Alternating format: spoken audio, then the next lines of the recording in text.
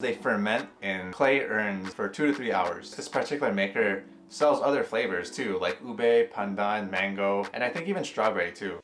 Welcome back to Janelle Eats, where we learn about Filipino food and culture. And today we're going to be learning about puto calasiao, which is a very special sweet fermented rice cake. You can think of it as like a sourdough rice cake. I've actually made regular puto on this channel before. It's just a regular steamed rice cake. So you can go ahead and check out that video after this video is done if you want a simpler version of this rice cake.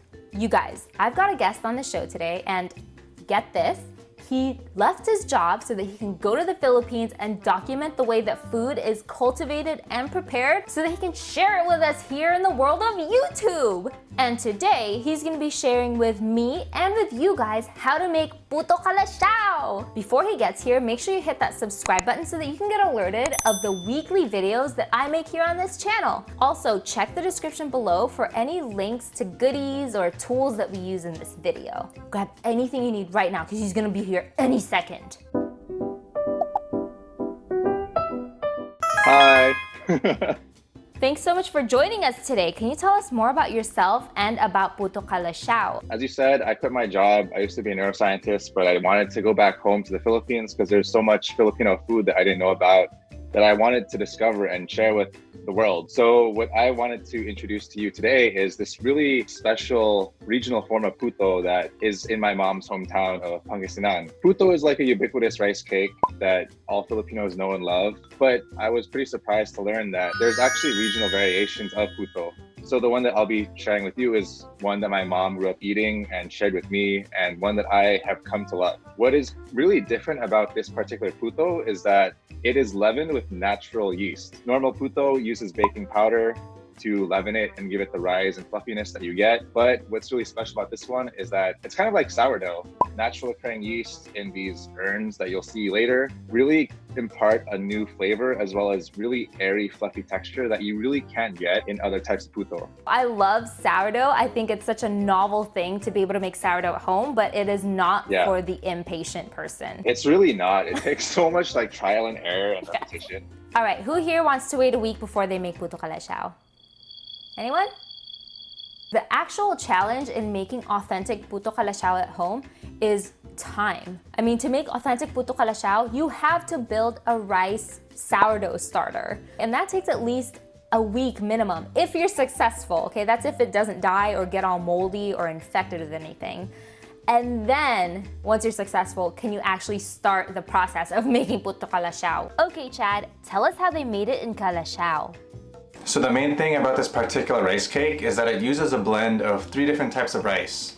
And so to begin the process, you make what in Tagalog is called the galapong or rice slurry. And to begin doing that, you need to soak the rice for 2 hours, wash it, and then run it under a mill to get the rice slurry. But I know that this is like very inaccessible to a lot of people, especially in America. So as an alternative that you can probably find in your nearest Asian grocery store is to find rice flour. And to recreate the same sort of effect that they do, maybe try and find different kinds of rice flour and try mixing them together. After that, you mix the rice slurry with some sugar.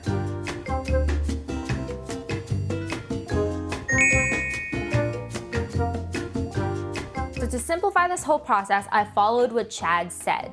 So I took 1/2 cup of glutinous rice flour, and then I mixed that with 1 cup of normal rice flour into a bowl. So these are the 2 types of rice flour that are the easiest for us to access, either at your local Asian grocery store, or I'll even put the links in the description below if you want to order them online. And then I dumped in 1/3 cup of sugar.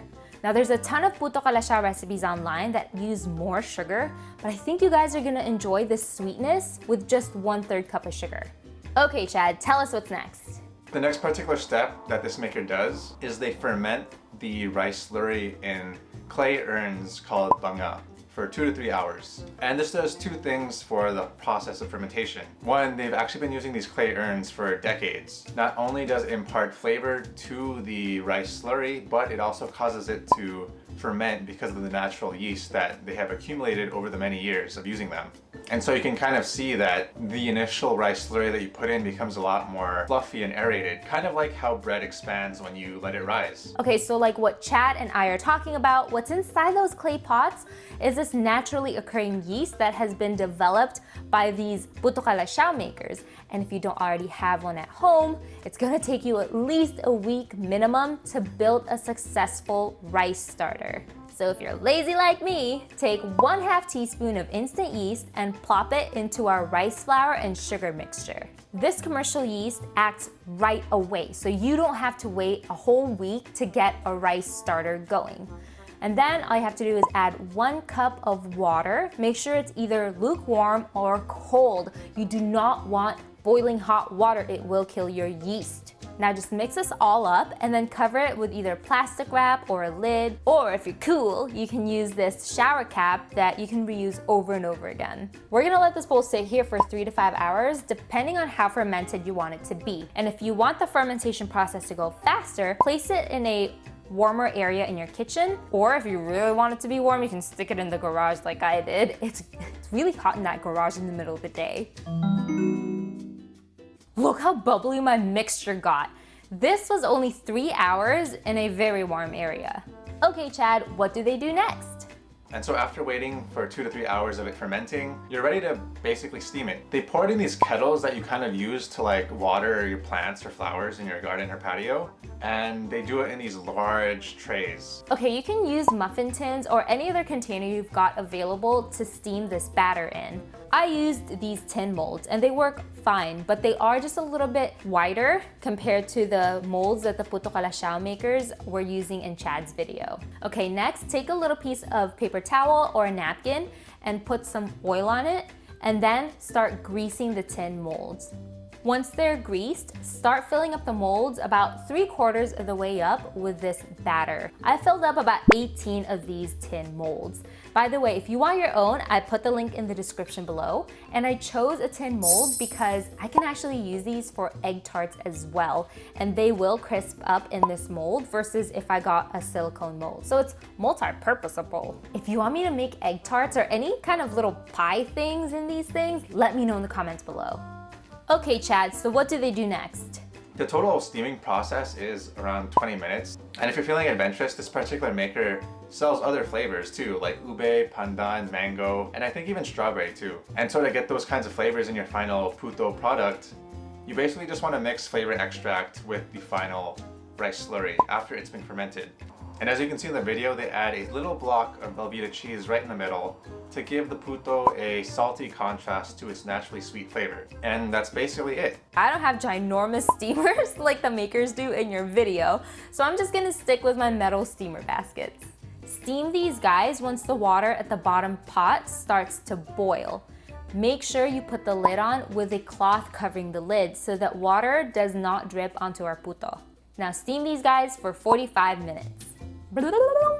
After 45 minutes, you'll see that these guys have puffed up a bit. And then I just waited a few minutes for it to cool down. Check out the little air bubbles from the yeast. Okay, so here it is.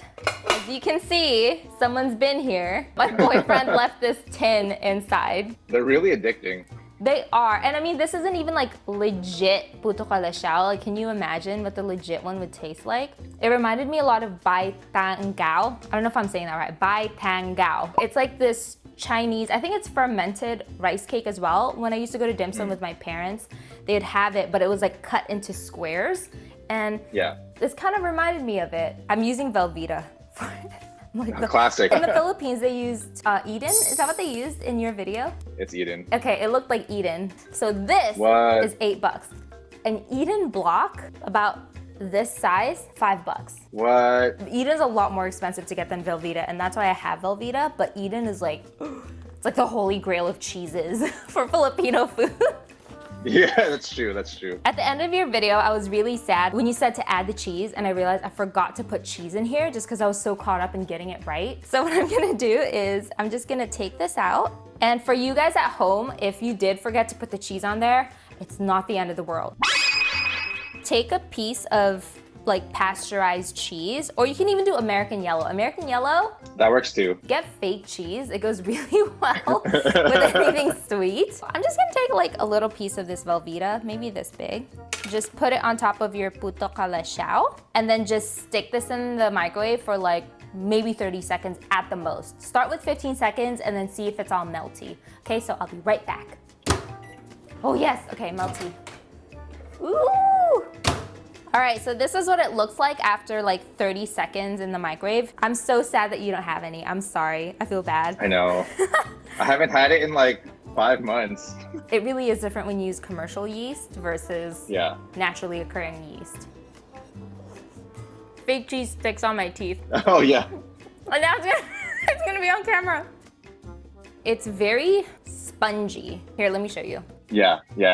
That's good. That's what you want. Yours is like a little bit wider because like your tray is wider, but like the original one is supposed to be kind of like a cute little blob. When you break it apart, there's supposed to be some pull to it, but also really fluffy and light. Kind of like when you're breaking like angel food cake. Mm-hmm. And when you chew on it, it's just so fluffy and chewy, and it's like really addicting to eat at the same time because it's like this interesting contrast between two different textures. Well, this one, it is soft and it's airy, but it's also kind of sticky when I touch it. Is that how puto calasiao is? Yeah. Okay, cool. But when I compare it to, let's say, sourdough that I've made, it's really like not too sour. Puto calasiao might have a little bit more flavor to it. Can you describe like maybe the flavor of puto calasiao versus like normal puto? Yeah, I think the main difference in terms of flavor is that it's not actually too sour, but it's kind of on the sweet side. Okay. Addition of like the coconut milk as well as the fermentation in the clay urn really helps impart flavor that you wouldn't really get normally. There was coconut milk in that urn? But they mix it with coconut milk.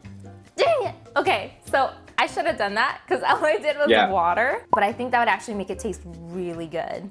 I think like the primary ingredients for rice cakes in general are rice flour, coconut milk, and like some sugar. That's true. I think next time maybe half a cup coconut milk and then half a cup of water. It would taste so much better. And plus it'll also like help complement that saltiness you get from adding the cheese as well. You guys, you cannot not add the cheese. You have to have the cheese on here. Once you add the cheese on top, it's like a whole nother ball game. The manang that made it said you can freeze it and it's okay. Just make sure you thaw it, and then when you microwave it, you add a wet cloth on top to kind of maintain the moisture content. That's a great idea because I have 22 of these, and there's only me and my boyfriend here, and there's no way we're gonna finish all this. We can totally store it in the freezer, and then we can just like microwave it as we go. Eating it with dinuguan is the traditional pairing, but that's mainly for kapampangans. The way that my mom usually eats it is because it's so small, and like she kind of eats it just like as a merienda or breakfast. Okay. Did your mom ever make this for you when you were younger? Puto is like the thing that I explicitly remember making with my mom as a kid. I mean, when I was a kid, like I didn't know the difference between puto calasiao and regular puto, but we definitely made it like a lot of times at home using like a steaming oven. Well, thank you so much, Chad, for stopping by and sharing this puto calasiao recipe with us. It is such a treat to be able to see it made back in Pangasinan, and to be able to like make something at home and be able to like bounce that back with you to see if it's like actually a little bit more authentic. It's never gonna be as authentic as like when you actually go to the Philippines and get it. If you guys want to check out more of Chad's adventures, follow him. He's Chad the Filipino, both on YouTube and Instagram. So if you're interested in more about Filipino food, please check out my channel. There's a lot of recipes from Lolas and Lolos that are credited with being the original inventors of certain dishes, as well as a lot of regional dishes that I don't know about and a lot of other Filipinos may not know about as well. His content's very valuable, and I do want to share it with you guys as well. So thank you so much, Chad, for sharing with us. I'll let you go. We'll talk again soon. Bye. Bye.